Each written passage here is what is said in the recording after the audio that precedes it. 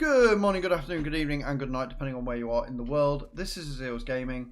I'm, of course, Azil, and this is your comprehensive guide to trace farming. So, today, what we're going to do is I'm going to show you the theory and the way that you farm traces the most effectively that I have found. And this is going to involve your smeater and making sure that the time scale that you have is the maximum possible to ensure the proc. So, what you want to do is you want to actually first off take your fetch off. The reason why you take your fetch off is because with fetch on you get 13.5 meter range, and if you kill anything within that range and it drops a reactant, it will come to you and it will cause that drop, which will essentially ruin this whole technique, and it has annoyed me on many occasions when I have done a defense, so you don't want to be doing that. Secondly, I tried doing this on solo and it doesn't really work because the enemies get stuck and you've not got that AoE that you would normally have. So we are going to do it on public, and I'm only going to do 5 rounds to show you how it works. Okay, we are using my ranged frost, which I will also show you, which is this one. I am on PC, by the way, guys. I'm just using a controller. I'm a dirty controller player. But yeah, so this is based on strength and range. It does a lot of damage very fast over a large area, which is really helpful because it means that you can kill your enemies further away, which stops the reactant dropping near you, which stops you picking it up by accident. Okay, so we're gonna go and do a Helene defense. I'm gonna select any relic, it doesn't really matter what. We're gonna do 5 runs, and I'm gonna show you how this technique works. So basically the idea is you want to get as many reactant as possible until you get your 9th. And then what you want to do is you want to hold off on getting your 9th until the very last moment possible. And what this video is going to show you is the keys to look for, the visuals cues, the signals that you need to look for to know when to and when not to. Okay, so that'll include showing you what the combat buff actually looks like, how much time you get with Tech Enhance, and how long to leave it for before you decide to go, do you know what, let's call it quits. Let's pick the reactant and wait till next round for the combat to buff. Okay. So what we're going to do is we're going to make sure I've got a lot of energy. Now that Equinox, depending on what type of Equinox it is, could be very good for this or could be very bad. We've also got a Limbo, which again could be very good or very bad because it could slow the enemies down. What we're going to do is we're going to start spamming our 4 to murder everything really quickly. As you can hear, the fissures are spawning and spawning quite readily.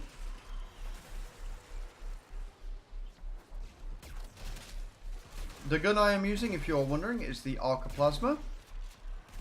It's a clan tech weapon. It's very good.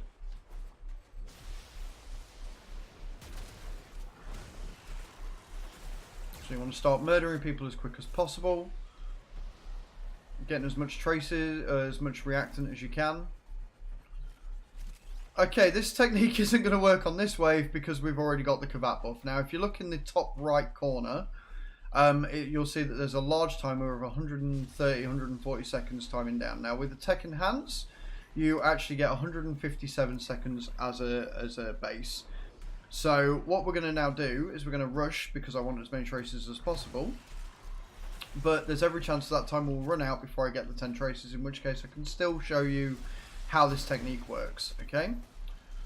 If not, we'll stay for an extra 5 waves and I will try and show you, because obviously you've got to rush now. It's a case of switching between rushing and switching between hanging fire and going a bit slower and calming it down a bit. So, and obviously the way that the traces work is you get a minimum of 6 and a maximum of 30 at base. Bases with no boosters. I've actually got double buff. Of course I have. Of course I have. Right. So this is going to be good for the maths. So you get 6 and 30 at base. Then with a resource booster on, you get anywhere between 12 and 60. And then with a combat buff on top, with 1 combat buff because they stack, it doubles to 24 and 120. Now the combat buffs stack, but the timers don't. So when your first combat buff runs out, it leaves just your signal buff after that, right? So with a double buff, what you actually get is you get anywhere between 48 and 240. So with this, We got 168 traces from that, which is a good amount. What it does mean is I'm going to be burning through these waves. I'm not going to be showing you technique because there's no point, because my Kavat decided to be very RNG blessing, but very RNG annoying because of the way that it decided, you know what, let's proc and screw up his video, because why not? What are they playing anyway? They're playing a Z2, a T1 and an S2. So we've got 1 Radiant and 3 Intacts. The S2 is actually a really good relic. It's bolted, so it brings a Saren. But I digress. So as you can see, the time is going to run out. By this point, if we hadn't got a timer, what I'd be doing would be I would hold off on the 9. I would be staying around this area and I would just be spamming my 4. And apparently equipping my scanner because I'm a flaming genius.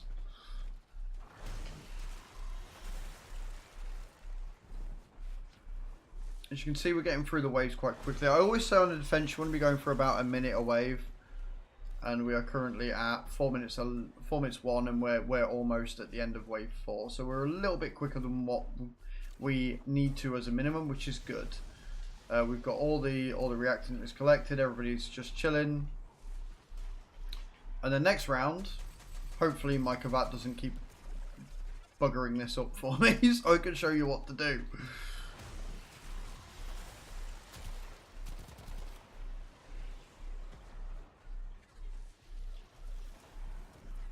Normally I would be praising at this point. I'd be having a really good run. 168 traces for 1 relic is really, really good.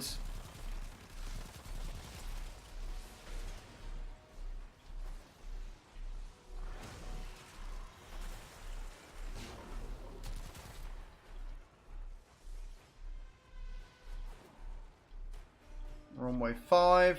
Shouldn't have much longer to go, I don't think.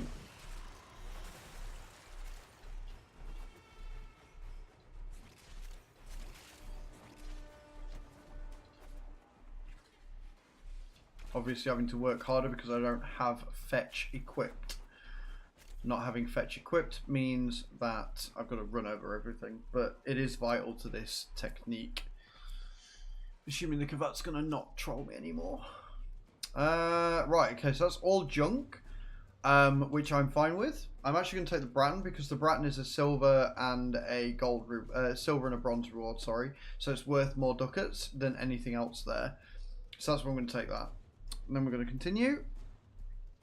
Yep, everybody's continuing. And I'm going to equip something that's not worth a lot because this is a tutorial video of how to do traces. Beautiful. Right, so again, exactly the same as before, but ironically enough, hopefully the Kavat does not decide to proc early on.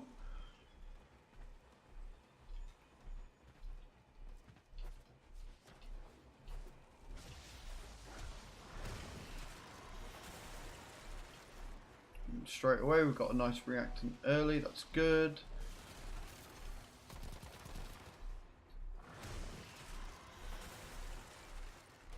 Just go around. I find Frost 4 is really good for causing reactant to drop because it freezes the enemies, they transform, and then it kills them. So it's actually really good for getting traces early on.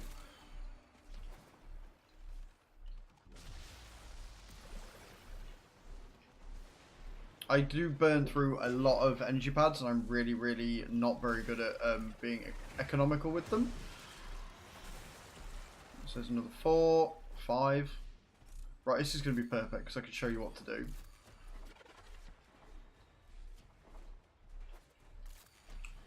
The reason why you do it this way, the reason why you hold off and don't get your reactant straight away, it's very simply because it allows your Kavat the most amount of time to proc that is humanly possible, and it's much easier to control on this than say a single mission like an exterminate or a timed mission like survival. Like you've got much more control over it because it's waves. So whilst you can get through the waves quickly, you've got more control over the RNG than what you would have in any other mission.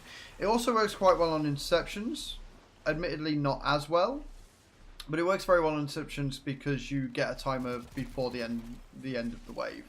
So it physically tells you, look, this wave will be ending in like 10-12 seconds. This is a visual cue, and it doesn't actually tell you. And as you can see, we've actually got a Kavat proc again.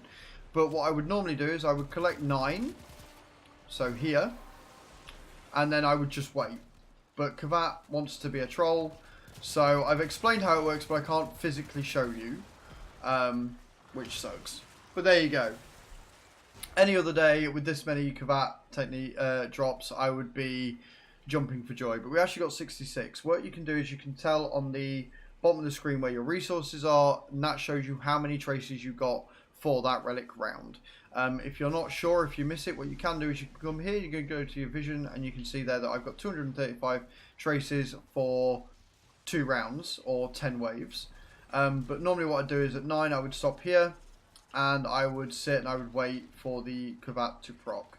As it happens, Kavat has been very nice to me today, and I haven't been able to do that. But what I can do is I can show you the visual cue that you are waiting for.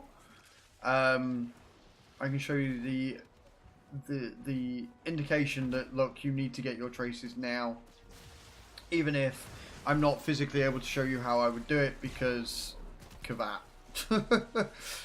Either way, guys, I hope this video has been enlightening for you and shows you what you need, the build you need, the kind of gear that works best for it.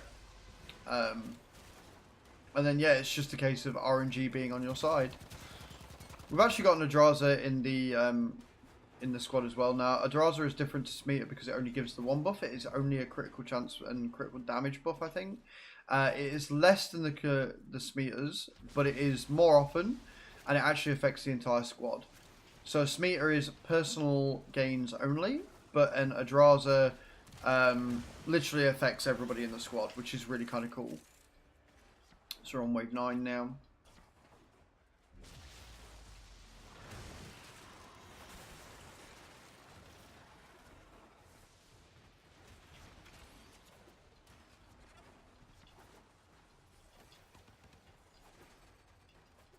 Also, guys, I would not normally recommend leaving after 10 waves. The only reason why I'm doing it for this is because obviously it's a tutorial video. So I would often not advise doing it this way.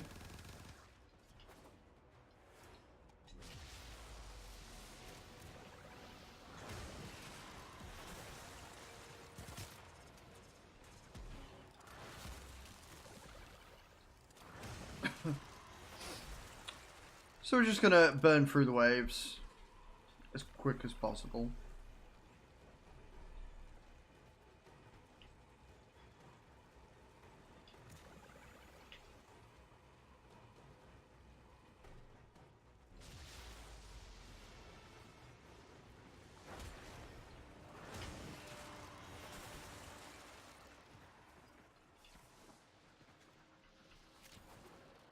La-dee-dee.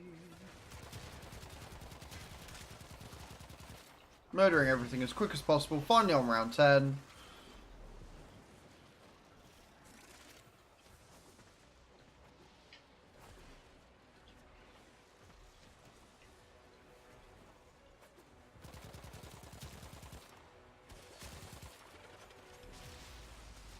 Right then. I love it when the Fisher creates more enemies for the wave. But it is literally the game just trying to make sure that you actually get your 10 react. And it's very rare that it bugs out on a defense, to be fair. And there it is. See how everybody's names go grey? That is your queue. You've got about 10 seconds before the end of the round. Which means you've got 10 seconds to fetch that last reactant if your Kavat has not already procced. Alright guys, that is the key that you're looking for. We're going to take the Chroma Chassis there as well, I think. But yeah, I hope that this video has been helpful to you, even though it didn't work how I wanted it to. But, you know, RNG, what can you do?